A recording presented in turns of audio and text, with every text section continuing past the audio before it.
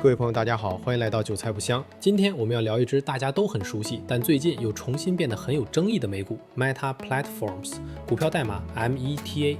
它手里有 Facebook、Instagram 或 WhatsApp 和 Threads， 每天影响几十亿人的时间。现在市场重新关注的是一个新的可能性。Meta 可能把自己多余的人工智能算力做成一门对外销售的云计算生意。股价近期大涨，市值重新站到 1.5万亿美元以上。核心问题也变得很直接，扎克伯格砸向人工智能数据中心的天价账单，到底是未来的护城河，还是下一轮利润压力？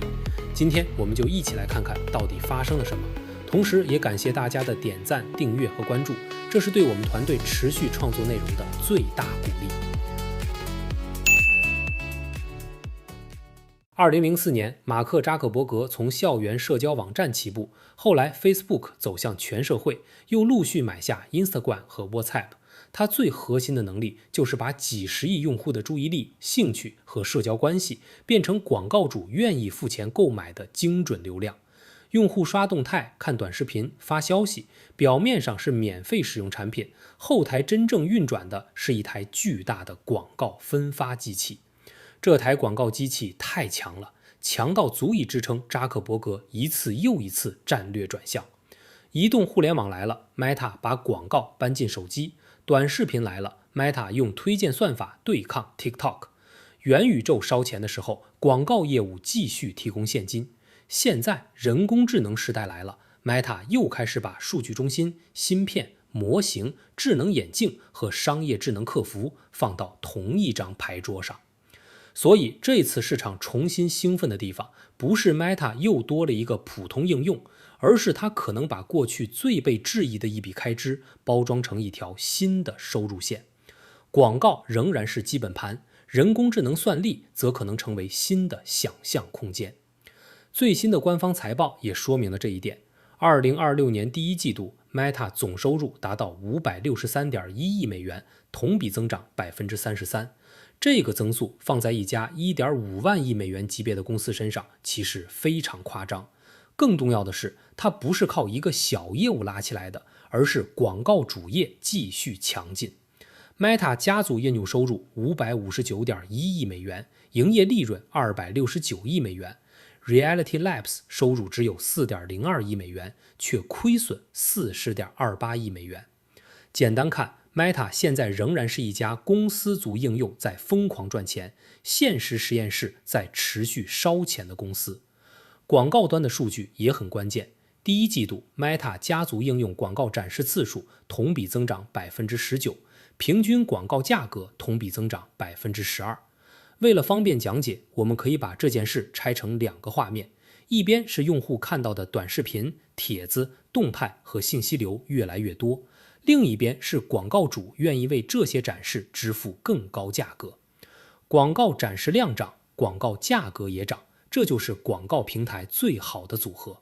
很多平台只能靠多塞广告维持收入， Meta 这次是量和价一起走。但这次 Meta 股价大涨，并不是因为市场突然才发现它广告业务强，真正触发情绪的是7月1日的报道。Meta 据此称正在建立一个云计算业务，尝试把多余的人工智能算力卖给外部客户。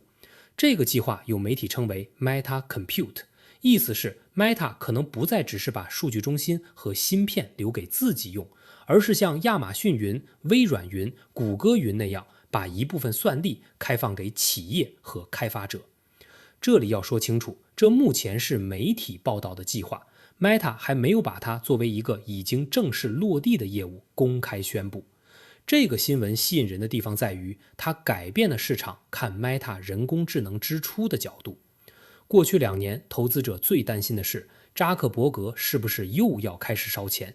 元宇宙已经烧了很多年， Reality Labs 亏损长期很大，现在人工智能又要砸数据中心、芯片、电力和人才。Meta 在第一季度财报里把2026年资本开支指引提高到1250亿到1450亿美元，这个数字非常大，大到已经不是普通研发投入，而像是在修建一套新的数字工业基础设施。如果这些基础设施只给 Meta 自己用，那投资者会继续追问回报周期。人工智能能不能让广告点击率更高？能不能让推荐更准？能不能让用户停留时间更长？能不能让智能眼镜卖得更多？这些当然重要，但都不是特别直观。可如果 Meta 真的能把多余算力卖给外部客户，投资者看到的就不只是成本，而是一条新的收入线。这个想象空间正是最新市场催化最核心的市场反应。我们可以把 Meta 现在面对的局面想成一家大型发电厂。过去他建电厂是为了给自己工厂供电，现在他发现自己建得太大，电力有富余，于是开始考虑把多余电力卖给别人。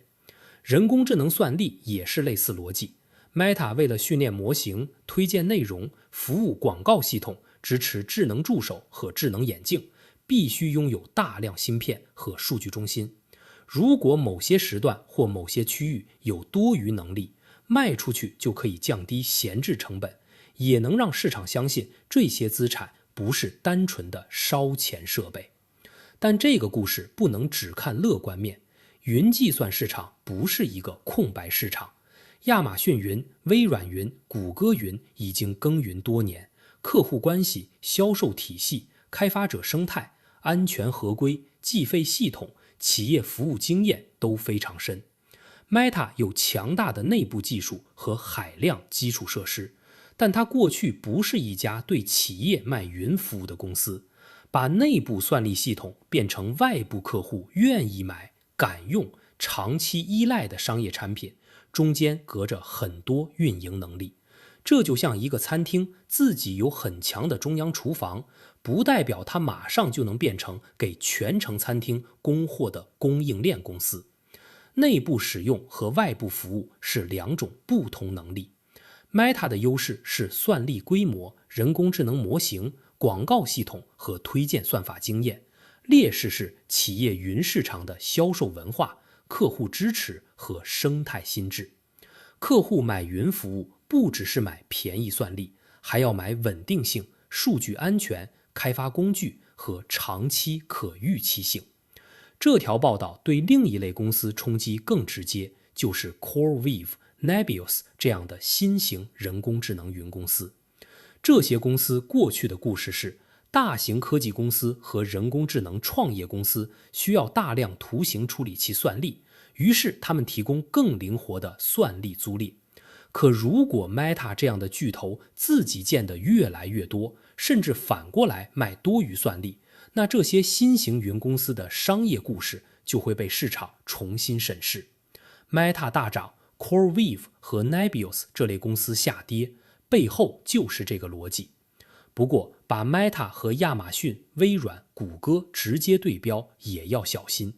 亚马逊云是亚马逊利润的核心来源之一，微软云和办公软件、企业客户、开发者生态紧密绑定。谷歌云背后有搜索、安卓、人工智能和企业数据工具。Meta 的基因完全不同，它最大的客户不是企业客户，而是广告主。它最熟悉的不是企业上云，而是如何让用户在信息流里多停留几秒，如何让广告更精准，如何让内容推荐更有效。所以 Meta 进入云计算市场最可能的路径不是一下子变成全功能云平台，而是先围绕人工智能算力、模型访问和特定开发工具做文章。比如企业想用某些人工智能模型，或者需要临时租用大量计算能力， Meta 可以提供一部分服务。这更像是把已有基础设施切出一块商业化试验田，而不是马上和亚马逊云、微软云、谷歌云全面开战。再回到财报， Meta 现在有能力进行这种豪赌，是因为广告主业真的很强。2026年第一季度，公司经营现金流 322.3 亿美元，自由现金流 123.9 亿美元，账上现金、现金等价物和可交易证券 811.8 亿美元。这个数字说明 Meta 不是那种一边亏损一边融资讲故事的人工智能公司，它是用广告业务产生的真金白银去建设未来的算力资产。这也是 Meta 和很多人工智能概念股最大的不同。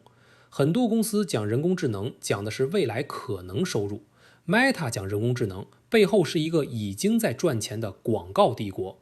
它把人工智能用在广告投放、内容推荐、商业消息、客服智能助手和创作者工具上，这些东西能直接影响广告效率和商户转化。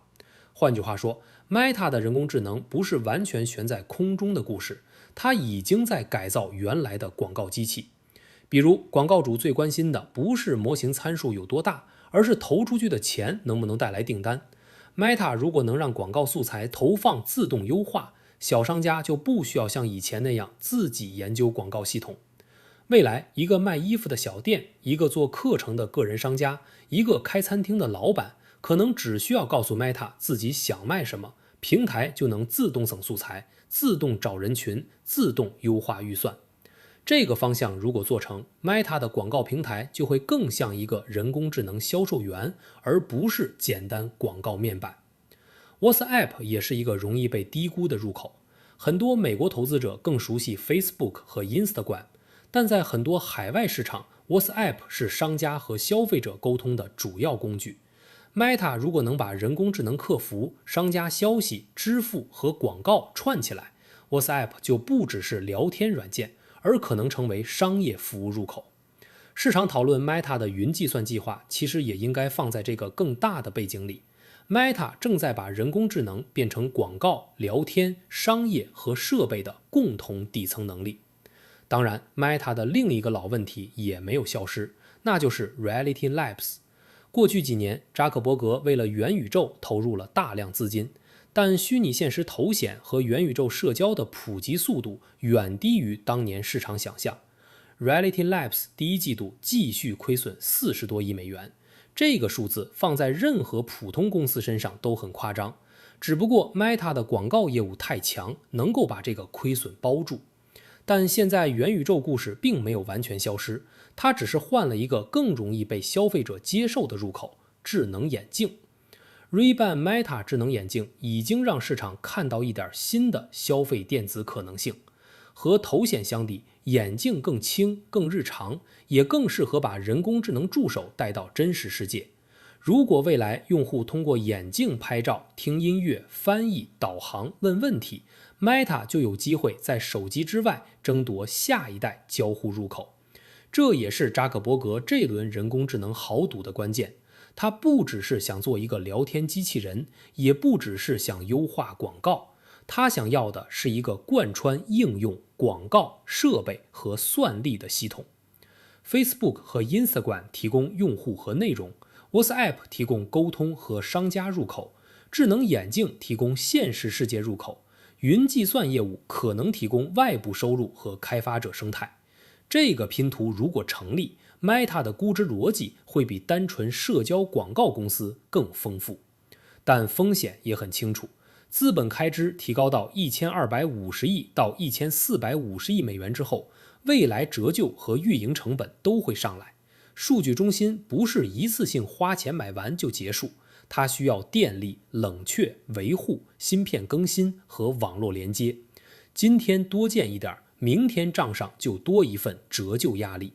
如果人工智能收入没有足够快的兑现，利润率就会被慢慢挤压。监管风险也不能忽略。就在本周，美国联邦法官驳回了 Meta 试图撤销多州诉讼的请求。相关诉讼指控 Facebook 和 Instagram 被设计的容易让儿童上瘾，并涉及儿童隐私保护问题。Meta 否认不当行为，但诉讼继续推进本身就说明社交媒体业务仍然处在监管和社会舆论的显微镜下。对一家依赖用户时间和广告数据的公司来说，任何关于未成年人隐私、数据使用和平台责任的监管变化，都可能影响产品设计和广告效率。欧洲的数据规则也一直是 Meta 的长期压力。美国市场看 Meta 常常更关注人工智能和广告效率，欧洲监管机构看 Meta 则更关注数据、隐私、竞争和平台影响力。Meta 的全球规模是优势，也是麻烦来源。它的用户越多，广告越强，监管机构就越会关注它如何收集数据，如何推荐内容，如何影响青少年和公共讨论。现在来看估值， Meta 当前股价大约619美元，市值约1.59万亿美元，市盈率大约22倍。对一家增长33%，经营利润率超过40%，账上现金超过800亿美元的公司来说，这个估值并不夸张。但问题在于，市场给的这20多倍市盈率，未来要同时承受两件事：广告主业必须继续强，人工智能资本开支也必须逐步看见回报。如果你把 Meta 当成广告现金流公司看，它现在的估值有一定吸引力。Facebook、Instagram、WhatsApp 的用户规模和广告系统仍然非常强，短视频推荐和人工智能广告工具也在提高变现效率。公司有足够现金，可以分红回购，也可以继续投资未来。只要广告增长没有突然断掉， Meta 就仍然是一台非常罕见的全球现金流机器。如果你把 Meta 当成人工智能云计算公司看，最新市场催化则更像一张期权。它可能打开新的收入空间，也可能只是把闲置算力部分变现，规模未必能撼动亚马逊云、微软云和谷歌云。这个业务到底能做多大，取决于 Meta 能不能把内部工程能力变成外部客户愿意长期购买的产品。所以这一篇的结论不是简单看多或者看空。Meta 当前最大的变化是它正在尝试把人工智能从成本中心变成收入中心。过去市场担心的是扎克伯格又要花很多钱，市场看到的是这些钱也许能形成新的商业出口。但真正的考验还要看未来几个季度公司能不能披露更清楚的商业化路径，包括客户是谁，收入怎么确认，毛利率如何，会不会影响现有云服务合作伙伴，以及这个业务能否在广告之外形成第二条足够大的增长曲线。Meta 最有意思的地方一直不是它只做一件事，而是它每隔几年就试图重新定义自己。2004年它是校园社交网站，移动互联网时代它变成手机广告巨头，短视频时代它用推荐算法对抗 TikTok， 元宇宙时代它试图把人带进虚拟空间，现在人工智能时代它又想把社交、广告、智能设备和算力基础设施绑在一起。这家公司真正的护城河不只是 Facebook 这个应用，也不只是 Instagram 的流量，而是它能把几十亿用户的注意力转化成现金流，再用现金流去赌下一个平台周期。这条云计算线索给了市场一个新的叙事入口。Meta 也许不只是人工智能支出的买方，还可能成为人工智能算力的卖方。但投资者也要记住，越大的故事越需要更严格的兑现。人工智能云计算不是纸面上的业务，客户不会因为 Meta 名字大就长期买单。智能眼镜也不是短期就能取代手机的设备。Reality Labs 的亏损仍然是真实存在的成本。监管诉讼也不会因为股价上涨就自动消失。Meta 现在最好的地方是广告主业足够强。Meta 现在最大的压力是它的未来故事越来越贵。接下来几个季度真正值得盯的指标很清楚，广告展示和广告价格能不能继续双增长，资本开支指引有没有继续上调，自由现金流能不能顶住数据中心扩张， Reality Labs 亏损有没有收敛，智能眼镜和商业智能助手有没有更明确的用户数据，以及报道中的云计算计划有没有从传闻走向正式产品。如果这些线索同时改善， Meta 的上涨就不只是新闻驱动，而是基本面重新打开空间。反过来，如果资本开支继续上修，云计算计划迟迟没有清晰收入，广告增长又开始放缓，那这次上涨就可能只是市场给人工智能支出变现这个故事的一次短暂奖励。对 Meta 这种体量的公司来说，股价真正想继续往上走，不靠一句新闻，而靠一整套财务结果。说到底，扎克伯格现在真正想证明的是， Meta 花在人工智能上的钱不只是为了守住广告生意，也不是为了弥补当年的元宇宙焦虑，而是为了在下一个计算平台里重新占一个关键位置。广告给了 Meta 现金，人工智能给了 Meta 新故事，云计算则可能让这个故事第一次有了更直接的商业出口。感谢您的收看，做这类深度内容不易，您的订阅、点赞和转发就是对我们团队最大的支持。我是韭菜不香，我们下期再见。